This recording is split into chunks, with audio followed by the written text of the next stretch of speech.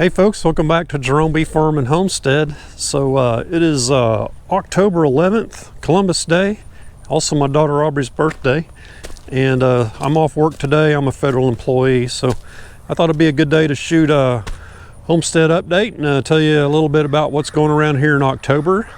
Got some progress on a couple projects I'll show you, and I'll try and keep this one shorter than the last one.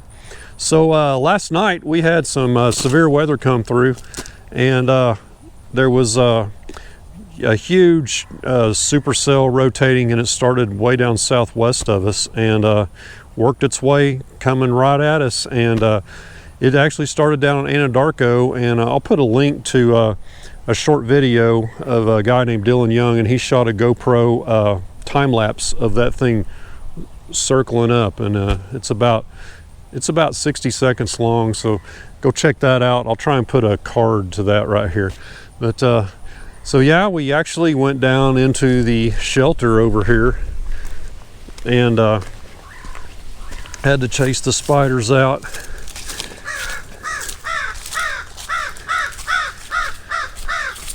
So we went down in our shelter here.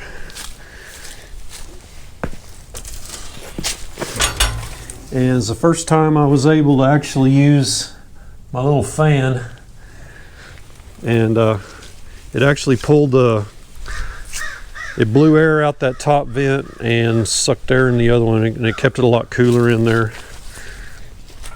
But yeah, we were in here for about 20 minutes. So we had some hail. I don't think we got large hail like last time, but it did tear up the wife's flowers pretty good. I'll show you what happened over here. These are some mums. Got her these mums for her birthday, and those impatiens. Hey Maggie, what's up? So here's some of the hail damage. You can see the elephant ears are just thrashed.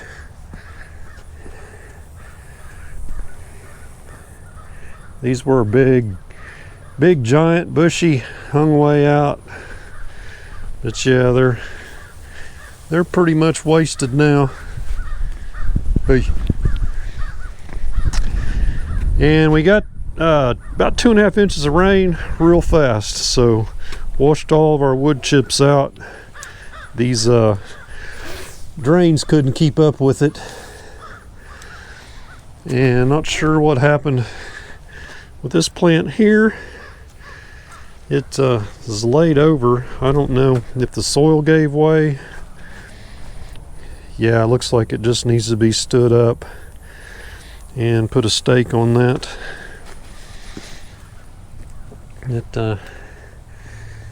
Yeah, the begonias and everything looks like it beat it up pretty good.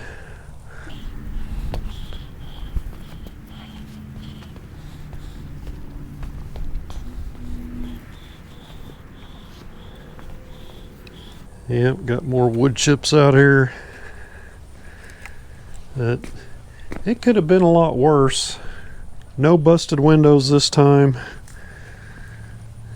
From what I could tell, we had a little bit of large hail, but mostly it sounded like it was like pea size, dime size.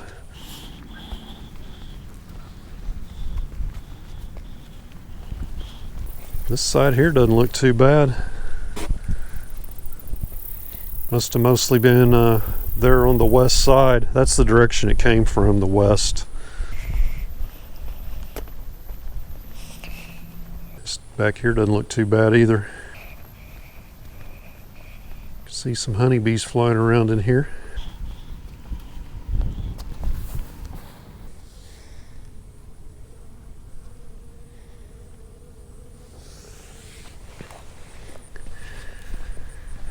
Okay, let's get on down and I'll show you what I did down at the garden and give you a quick update down there. So out here in our garage we have a couple of the new chicks isolated because we suspected they may have Merrick's disease. they developed kind of a limp, and they couldn't put their weight on one of their legs, and other chickens started picking on them. And that's a symptom of Merrick's. But they're actually a lot better now, and they walk around fine. We're still keeping them isolated, so I'm thinking may have been a mineral deficiency. But these two are probably developing a pretty strong bond. They're going to be inseparable once we get them back down there. But we're going to probably keep them in here a while longer, and just make sure. Yeah, they're standing up fine now. Used to, they couldn't put any weight on one of their legs, and it kind of buckled, and their toes would kind of curl. So yeah, it was kind of strange. But anyway, I think they're going to be okay.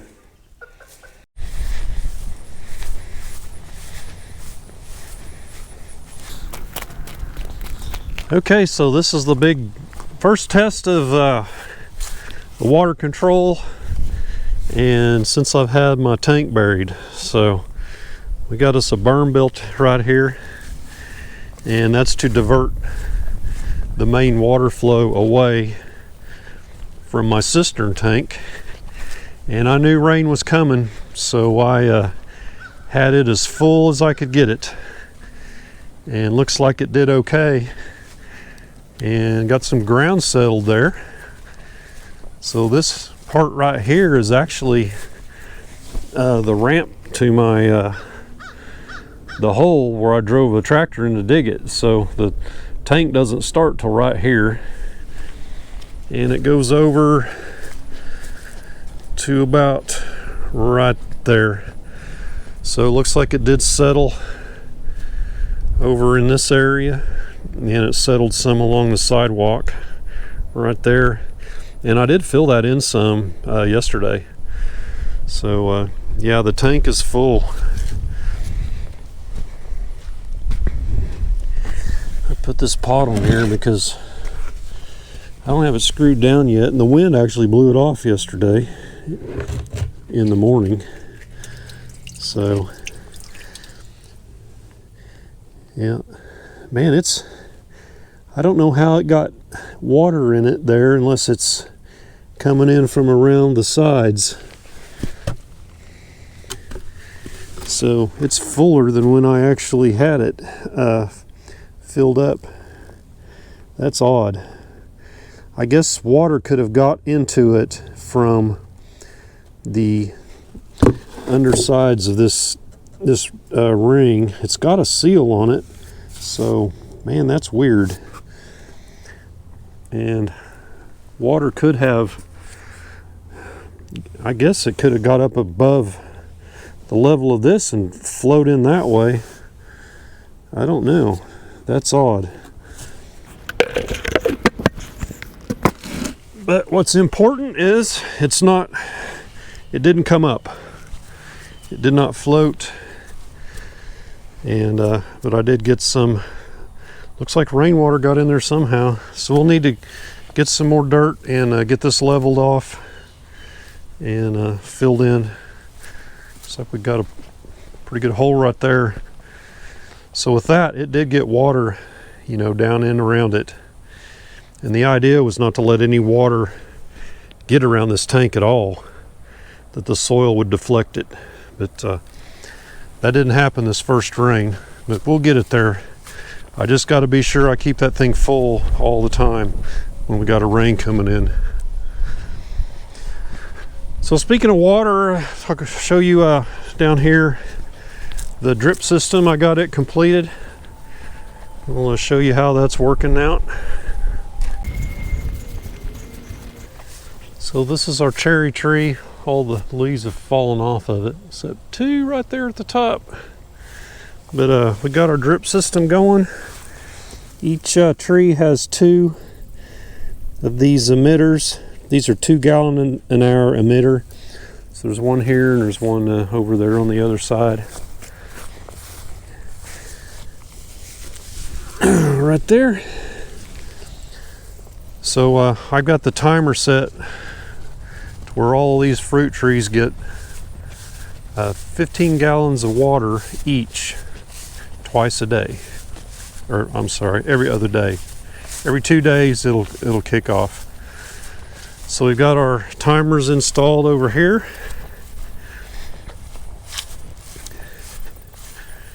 So this one on the right hand side is the fruit trees, and right now I have it on a delay, so I need to delay it again another 24 hours or so.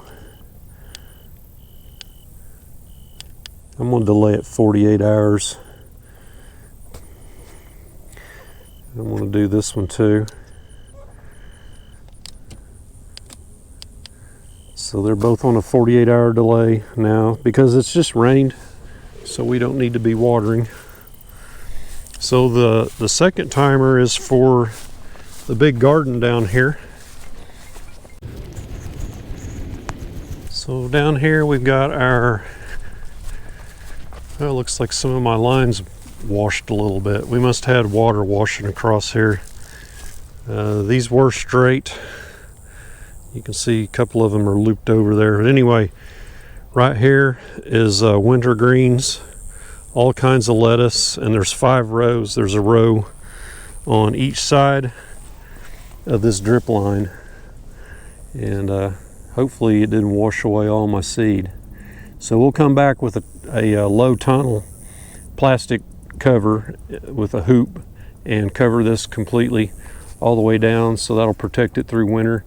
And I've done that before, and here in central Oklahoma we can have greens pretty much all winter, and if they're hardy they'll survive a pretty good freeze.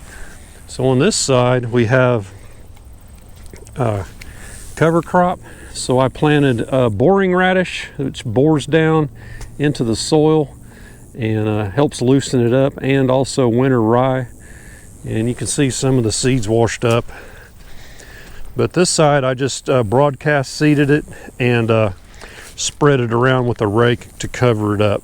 That's obviously we had some water standing here for a little bit and washing around and washing these lines because these lines were tight and straight. So I'll fix that later and get them tightened back. So I had this set to water, let's see, twice a day for I think 30-35 minutes. So I had it set at 15 minutes when I just had the one side, but when I added this side to compensate for the loss of flow for adding all that extra line, I increased it to 30 minutes.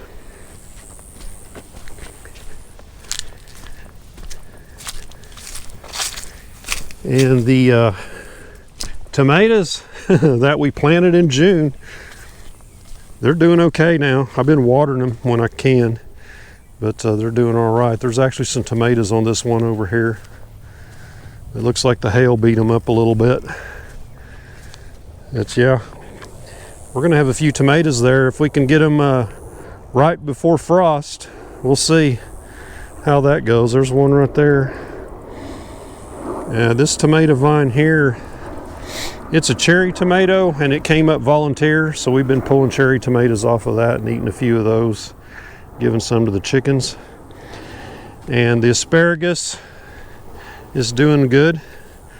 So this asparagus right here is this is its second year, and this asparagus in here is some that I planted from seed this year. Get my shadow out of there. So that's the first year there, and all that second year. So off of this here, we should be getting us some asparagus shoots next spring. Probably not a lot, but it's a start. So on the compost front, we got this compost that was right here completely cleared out, and that's gone down onto where the winter greens are. All that compost is tilled in there. And this is our next pile right here. It's at least 1 year. I think this is a 2-year pile, and we've been putting chicken coop clean out in that. And I intend to shred all this and shred that into it because it's got a lot of small twigs and stuff, and that'll break down pretty fast. These limbs right here, I'm going to chip into the wood chip pile, and that's going to go in the rest of the flower beds. And then we've got some more twiggy stuff here that's going to go into the main mulch pile and all the leaves and stuff. So we've got some dead trees, and we'll be taking those down, and all the leaves are gone off of that, so that'll make some good wood chips for the flower beds too. And there's some more elm trees that are dead like that back in here that we'll get sometime this fall and winter and get them chipped up. So the fruit tree drip system, it comes down here, makes a T, goes away from the camera, and then it comes down this direction and gets all these trees here. This is an apricot, and it goes on around the corner here. And this is a cherry.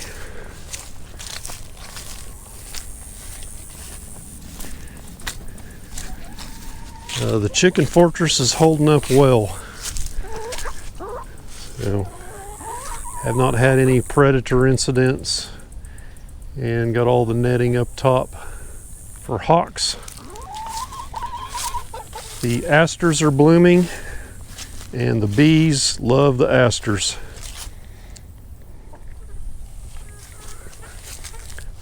Yeah, there's honeybees on that right now.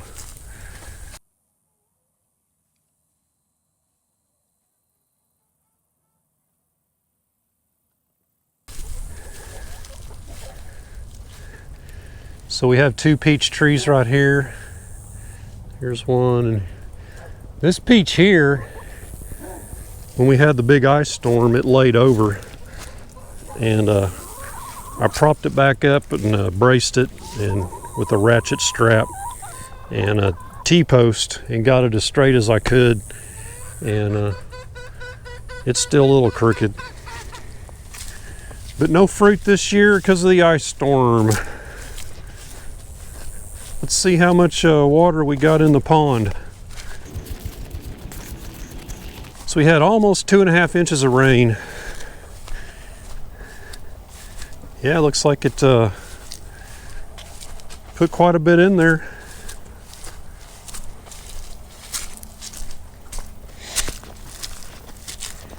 What do you think, Maggie?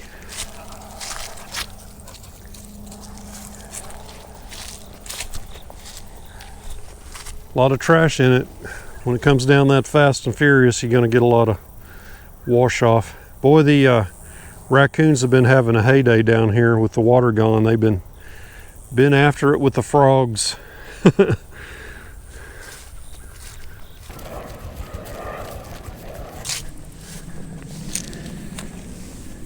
So on the beehive front, we finished our 4th oxalic acid treatment last week for varroa mites, and I did 2 varroa mite tests on 2 hives back there farther to the south, and we had a mite count of or load of 0.5%, which is great. You don't want more than 6%. So I haven't tested any more. I did do inspections on all of our short hives, our single deeps, and that hive there with the brick has got a problem.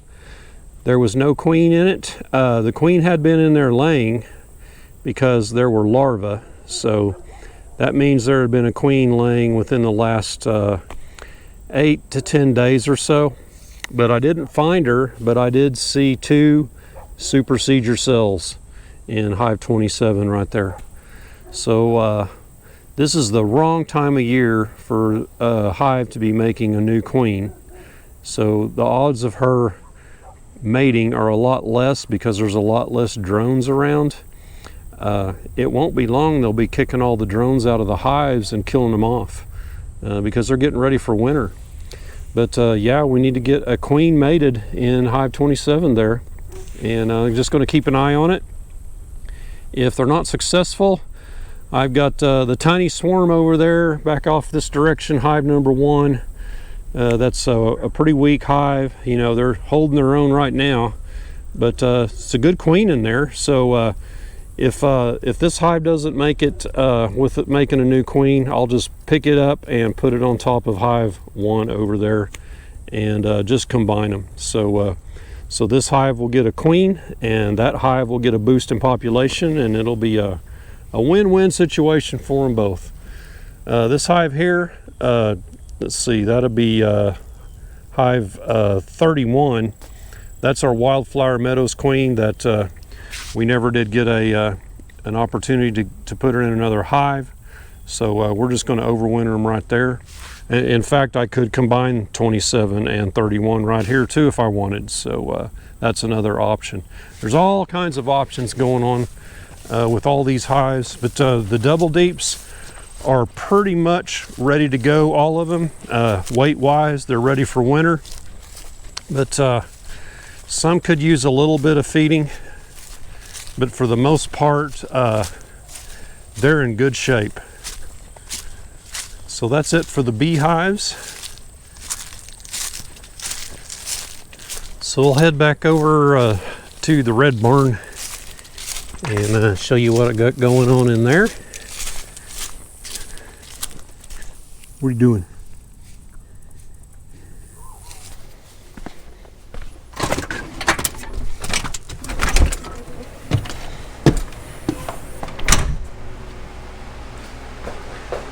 Okay, so in here we've got 6 honey supers.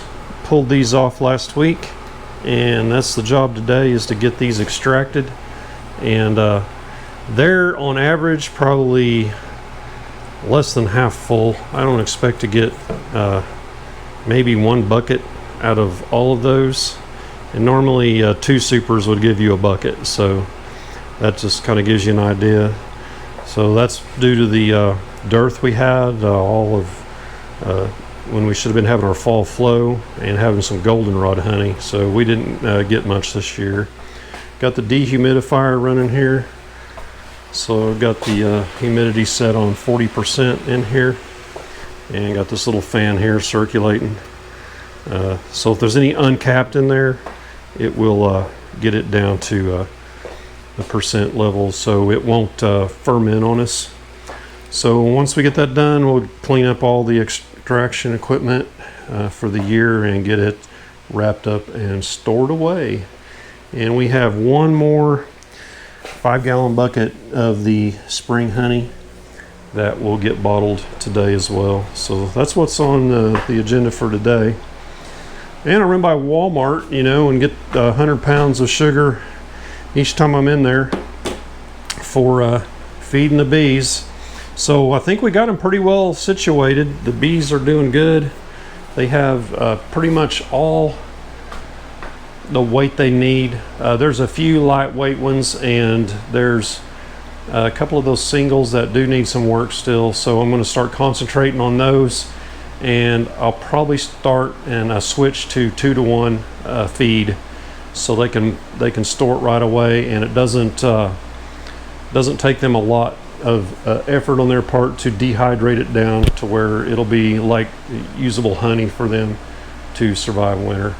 And I'll also can make the top boards that are full of sugar, just granulated sugar, and we can make some of those too, and we may wind up doing that here in the month of late October, early November, just depending on how they are. And then later in the year or the beginning of next year, when it starts warming up, if there's any really lightweight, we can give them some emergency feed with chunks of sugar on top of them to get them up to the nectar flow. So that's it for this homestead update. Hope you enjoyed it, and we'll catch you on the next homestead update in November and see what we got going on there. And be sure and give the video a thumbs up and subscribe before you leave, and we'll catch you on the next video. Y'all take care.